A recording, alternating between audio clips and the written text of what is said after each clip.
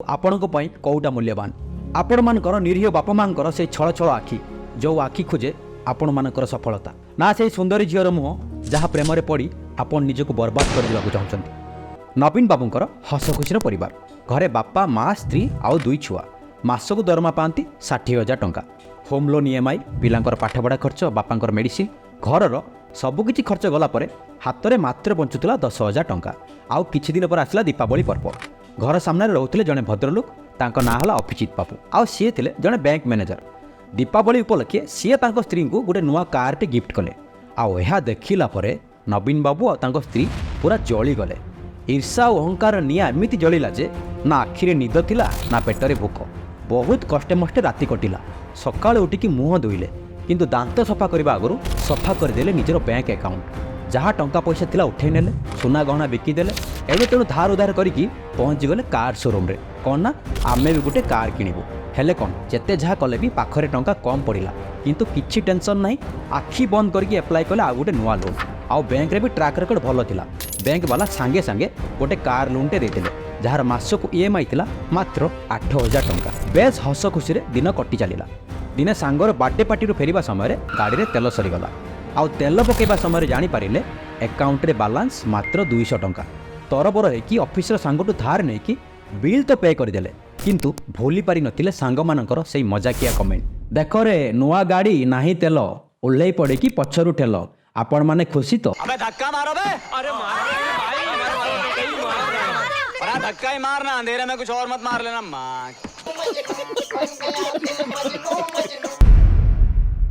ଆଉ ଏଭଳି କମେଣ୍ଟ ଶୁଣିଲା ପରେ ନବୀନ ବାବୁ ଚୁପଚାପ ଘରକୁ ଫେରିଥିଲେ। ଆଉ ଠିକ୍ ତାପରେ ସୃଷ୍ଟି ହୋଇଥିଲା ସୁଖ ଶାନ୍ତିର ପରିବାର ମଧ୍ୟରେ ତିକ୍ତତା। ସ୍ୱାମୀ ସ୍ତ୍ରୀଙ୍କ ମଧ୍ୟରେ ମାରପିଟ ଝଗଡ଼ା ଆଉ ଆରୋପ ପ୍ରତ୍ୟାରୋପ। ଯେଉଁ ଘରେ ଦିନେ ଖୁସିର ଲହରୀ ଉଙ୍କି ମାରୁଥିଲା, ଆଜି ସେଇ ଘରେ ଅଶାନ୍ତିର ବାତାବରଣ। ଯେଉଁ ପିଲାମାନେ ଆଇସ୍କ୍ରିମ୍ ଆଉ ଚକୋଲେଟ୍ ଖାଇବା ଆଶାରେ ବାପାଙ୍କର ଫେରିବା ବାଟକୁ ଚାହିଁ ବସୁଥିଲେ, ଆଜି ସେଇ ପିଲାମାନେ ଘରର ସୁଖ ଶାନ୍ତି ପାଇଁ ଭଗବାନଙ୍କ ପାଖରେ ପ୍ରାର୍ଥନା କରିବାକୁ ଲାଗିଲେ। ବାସ୍ ଏତିକିରେ କଥା ସରିନଥିଲା। ଆଉ କିଛି ଦିନ ପରେ ସ୍ତ୍ରୀଙ୍କର ଦେହ ଖରାପ ହେବାରୁ ଆସିଲା ମେଡ଼ିକାଲ ଏମର୍ଜେନ୍ସି। ସାଙ୍ଗସାଥି ସମ୍ପର୍କୀୟମାନଙ୍କଠାରୁ ଧାର ଉଧାର କରି ମେଡ଼ିକାଲର ବିଲ୍ ତ ପେ କରିଦେଲେ, କିନ୍ତୁ ମାସ ଶେଷକୁ ଭରିବାକୁ ଥିବା ହୋମ୍ ଲୋନ୍ ଆଉ କାର୍ ଲୋନ୍ର କିସ୍ତି ପାଇଁ ପାଖରେ ଟଙ୍କାଟିଏ ବି ନଥିଲା। ଲୋନ୍ ରିକଭରି ଏଜେଣ୍ଟର ଫୋନ୍ କଲ୍ ଆଉ ଅତ୍ୟାଚାର ଏତେ ପରିମାଣରେ ବଢ଼ିଗଲା ଯେ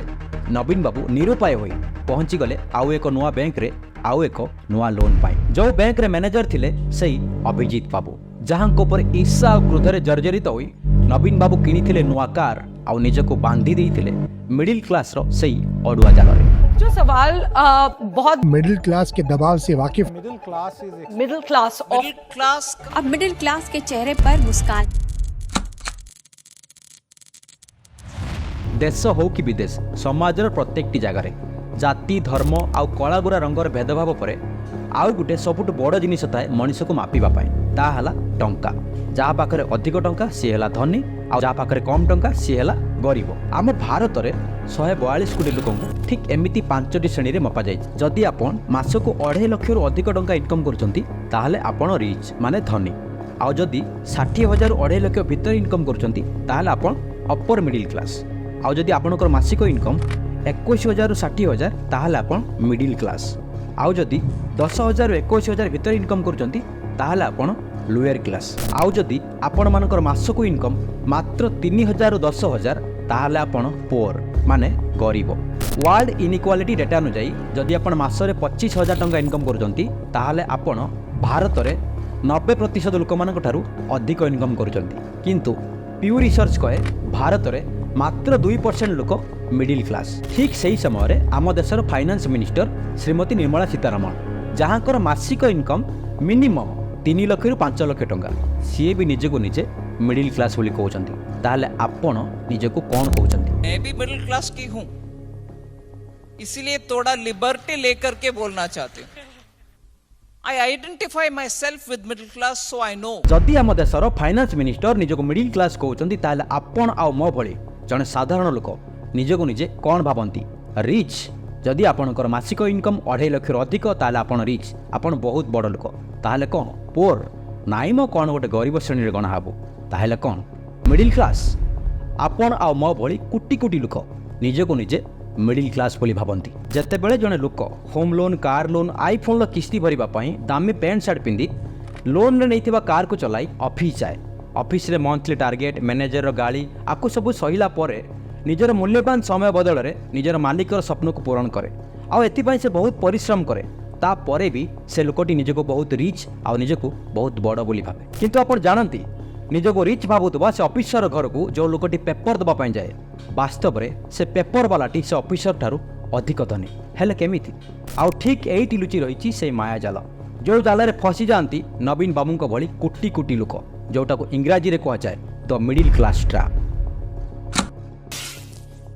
धरंतु नवीन बाबू मासरे 60,000 टଙ୍କା इनकम करती आ जेहेतु से निजको बहुत बड़ भावती हिसाब से जदि तांको स्त्री बाहर को काम करने जीवे ताहले तांकर इज्जत कम हो आ बापांकर भी बयस अधिक हेतु बापा घरे रहती तेणुकरी तांको परिवार रे नवीन बाबू एका ही इनकम करती आ जेहेतु परिवार रे मोट लोक संख्या 6 तेणुकरी 60,000 को 6 रे भाग कले उत्तर 10,000 आसीबो तेणुकरी नवीन बाबू को परिवार रो मुंड पिछा इनकम मासकू मात्र 10,000 टଙ୍କା आ ठीक सही समय पेपर बिकुवा लोकटी मासकू पेपर बिकी 25,000 टଙ୍କା इनकम करे तांको पुओ मासरे 20,000 इनकम करे झियो भी कॉल सेंटर रे काम करी मासकू 18,000 आउ तांको स्त्री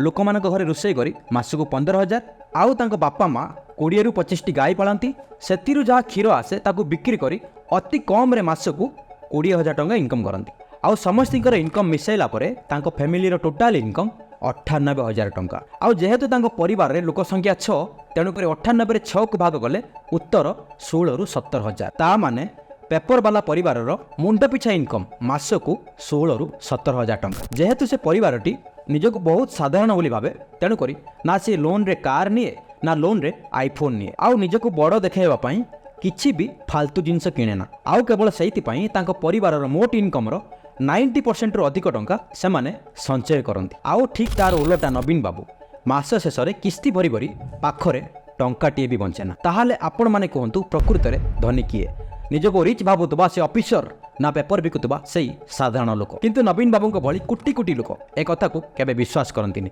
आउ केवल सेति पई CASI रे रिपोर्ट कहे भारत में 50% ରୁ अधिक लोक निजको निजे मिडिल क्लास आउ निजको निजे रिच बोली भावती किंतु प्रकृत में सेमाने पोर किंतु आज समाज मनुष्यर मूल्य को केवल टंकार ही हिसाब करे टंकार अहंकार रे बुड़ी रहउतबा लोक मानकू सम्मान दिए आउ निजर मुंड पर बसाए आउ ठीक तार उलटा जने साधारण गरीब लोक जी निज परिवार आवश्यकता पूरण करने दिन राति हाड़ भंगा परिश्रम करे केबे किछि भूल काम करे ना आउ समाज को दबा पाई ता पाखरे बेसी किछि नताए जदि केवल थाए निजर सचोट पणिया आउ अक्लांत परिश्रम किंतु प्रतिबदल रे समाज ना ताको दिए भल पाइबा ना ताको दिए सम्मान ना ताको मिले आईन कानून रो न्याय जने धनी लोक टंकार बल रे आईन को किणी ता पॉकेट रे बंद करी रखि पारे किंतु जने साधारण गरीब लोक को कौ प्रकार आईन कानून रो न्याय मिले आपण से कथा बेस भल भाव जानती किंतु व्यस्त होवार किछि नाही आजिर समाज आपण मानक भली किछि सचोट लोक मानक पई बदलिबारे लागिछि समाज रे जाति धर्मर भेदभाव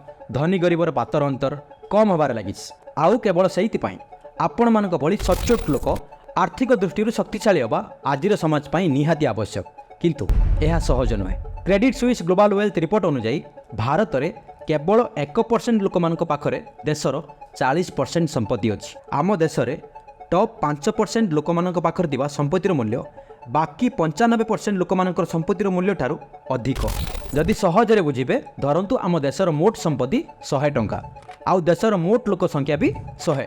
ताहले केवल जणे लोक पाखरे अछि 40 टଙ୍କା आपण थोरटी चिंता करंतु आम देश में धनी आउ गरीब मध्य दूरता केते लंबा हेले ए सब पई दायी किए आपण थोरटी मने पकांतु स्कूल हो कि घर बापा माँ हूँ कि स्कूल सार जदि आपण कौनसी गोटे छोट गाँव में बड़ होती ताहले आपण को कहीं भी ठीक रे शिखई नथिबे गोटे सुखी जीवन बंचिबा पई टंका पैसा को जीवन में केमिति ठीक भाव में मैनेज करवा दरकार जदि आमे शिखि थाउ केवल इनकम कर आउ बैंक रे डिपोजिट कर किंतु एथिपाई आमे काहाको भी दोष दे पारिबोनी यह केवल हुए समाज रे ज्ञानर अभाव पाई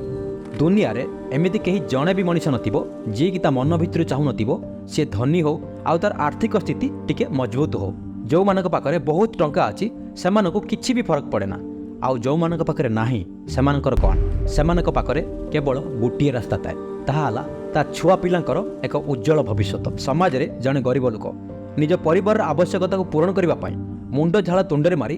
दिन राति कठिन परिश्रम करे आउ जीवन समस्या को सामना करू करू एते व्यस्त हो जाए जे से जानी पारे ना केतेबेले से यौवन को त्याग करी वृद्धा अवस्था पहुंची जाए आउ जतेबेले पछकु मुड़ी देखे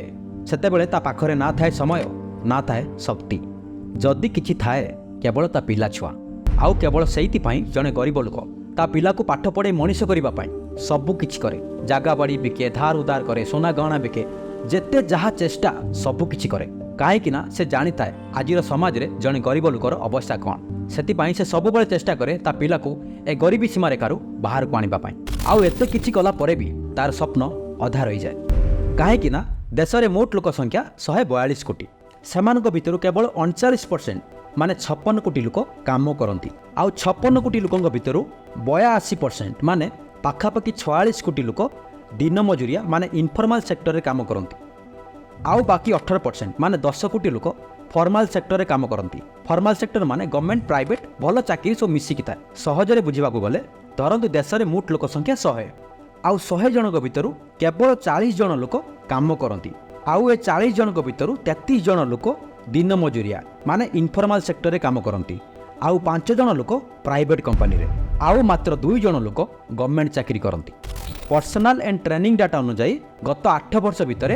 मात्र 7.5 लाख सेंट्रल गवर्नमेंट जॉब बाहर थिला आउ से 7.5 लाख जॉब पाई एप्लाई करथिले 22 कोटी लोक जदि आपण जने स्टूडेंट ताले थरोटिए भाबंतु आजिका कंपटीशन मार्केट रे गोटे भल चाकरी पाइबा केते कष्टकर आउ जदि भाबुचंती आपनको परिवार गोटे गरीब परिवार आपनको बापा माँ आपनको पाठ पढ़ाइबा पई दिन राति हाड़ भंगा परिश्रम करती ताले आपण चिंता करंतु आपनको पई कोउटा मूल्यवान आपण मानकर निरीह बापा मांकर से छळ छळ आखि जो आखि खोजे आपण मानकर सफलता ना से सुंदरी झीर मुह जहाँ प्रेम पड़ी आपण निजको बर्बाद कर चाहते जहाँ पाई आपण तो बर्बाद हो सत किंतु आपणक निरीह बापा माँ बंची थाउ थाउ मरीजे ना पाठपढ़ा बाहाना दिन राति बेड्रे शोई मोबाइल रे फेसबुक और इंस्टाग्राम रे वीडियो देखा चाहते जीवन आपणकर आ पसंद भी आपणकर किंतु गोटे कथा मन रखु आज आपण जो जिनटा सबुठु प्रिय आ सबुठु मूल्यवान आपण थरे सफल हो गला परे से जिनटा आपण हाथ में खेलना हो आउ जदि आपण असफल हेले ना ताहले आपणकर सबुठु प्रिय जिनिस सामने आपण निजे गोटे खेलना हो कहीं ए समाज रे केवल गोटे नियम ए दुनिया केवल शक्तिशाली लोकों को ही सम्मान दिए टेंशन नबार किछि नाही आपण माने बहुत चालाक आजिका डेट रे आपण मान को सबु जणा अछि कोउटा ठीक कोउटा भूल